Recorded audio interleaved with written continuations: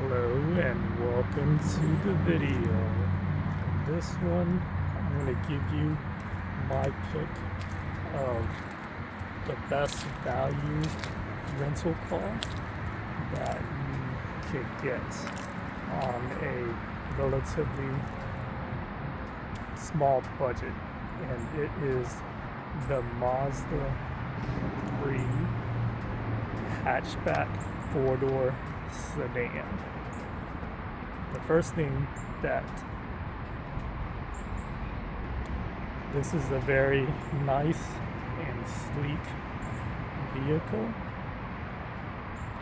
has smooth lines and a very modern design. It does turn a lot of heads. So the first thing value-wise is that it's gonna be in the hatchback form factor. So it gives you more practicality and versatility. A little bit of the SUV elements. You can store a little bit more storage space. The seats come down just in case, and it flattens out so that you can even store even more space. Very convenient if you're gonna be hauling some things around. Gives you the extra benefit that SUVs have, but in a sedan. It is a four-door, and the back seating area is a little bit cramped for taller folks above 6 feet, but it's pretty convenient, being if you have to haul some human beings around town. Being that it's a hatchback, the form factor, this is the closest thing that you could get to a sports sedan, which rental cars only rent out four doors. Without, the next thing up would be a sports car. But the back panel of here and the window opening is a little bit smaller than the Mazda 3 sedan, so it gives you an encapsulated feel to it.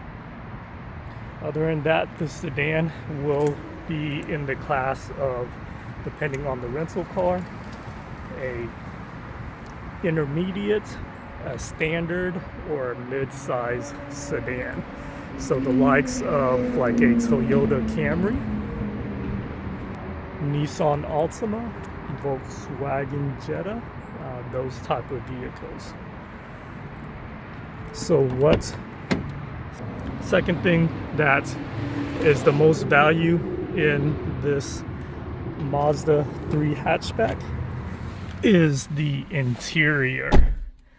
This is where it punches up in its class. It has a premium cabin, all decked out in leather trimmings. Very soft seating area. The cabin is very encapsulated, so that when you're driving, you're really isolated from the outside noise. It gives you more of that engaging experience. So it does have all the nice features, a very sleek heads-up display, doesn't protrude out, push button ignition start. It has all the essential luxury amenities, and probably excluding like things like ambient light, but other than that, it is pretty luxurious in here. A very premium design. Even the leather wrapped steering wheel feels real good. Everything is just, I like how they didn't go too much on the technology. It's very subtle. Most of these luxury vehicles, they have like 10-inch displays from the instrument panel and from the infotainment. So this is why I like these Mazdas, because it still gives you that essential car feeling. It's not like you're driving like a freaking computer or anything like that. So cabin A+, this is where you're gonna get that that extra bang for your buck, being that you're renting a regular sedan, but you're actually getting a very luxurious interior vehicle. Next is, of course, the most important part, the driving features.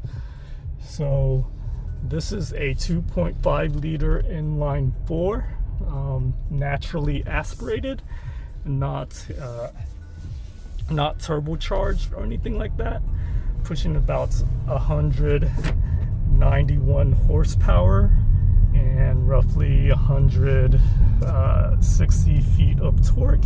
So not the strongest engine, but it is not, it's no slouch. It's not a speed demon, it's just fast enough for your needs. The engine's strong enough to be able to help you in any driving condition, and you really never have to worry about the power that it has. So where it lacks in power, it makes up for in its smoothness. It is paired with a 6-speed automatic transmission, no CVT, which is a big deal, at least for me, because it makes for a much more smooth ride.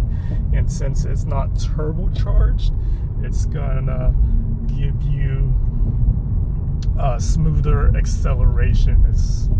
I can't understate how good the driving is. This is a very composed driving experience. It doesn't feel like you're going fast, but it gets up to speed fairly easily and fairly quickly as well. What I really like about it is that it is not as high-strung as other cars in this market, being that these other vehicles, since they make their power on the top end, you have to be in the higher revs to get that power. And when you're in that higher rev, it just the engine is just screaming at you, but not in this this vehicle. This one, it makes it, you can tell right here, it's just as smooth. You don't hear the CVT transmission yelling at you. All you hear is that engine music, which makes it very great for driving. And combine that with that luxury cabin that you get, and you are looking at a very, very refined, almost Japanese economical vehicle, along with a almost German luxury driving experience. This is probably the most refined vehicle that that I've liked in a Japanese car maker. It's rivaling the luxury brands like Acura, Lexus, and Infiniti. And it's amazing what Mazda was able to do with this vehicle, being that it is a economy car, but they have all that luxury features that are in it as well. It is gas powered only, no hybrid, so you get decent gas mileage, roughly 30 something, can be up to 30 something miles to a gallon on a full tank of gas. but it handles very well in the city, and it eats up miles out on the open road. It's a very jack of all trades vehicle. So the biggest thing is that the value for your buck is, if you're ever hesitant or doubtful on what car to choose, and you had a choice between the regular known brands like Camrys, Nissan Altimas, or Volkswagen Jetta, I will pick the Mazda 3 hatchback all day, every day. And this car is very slept on. It's very readily available in the sedan and the hatchback.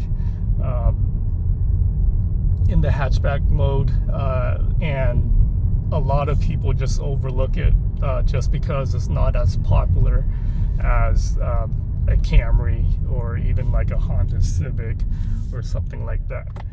But what people overlook, you get to pick because you're actually getting, I feel like you're getting a luxury vehicle in well, you're renting a luxury vehicle in essence at a budget-friendly price, at a regular sedan price.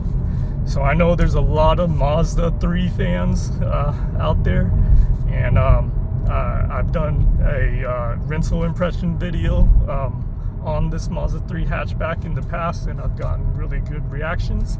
Kind of want to know what your thoughts on the Mazda 3 hatchback. All right, thanks for watching. See you in the next video.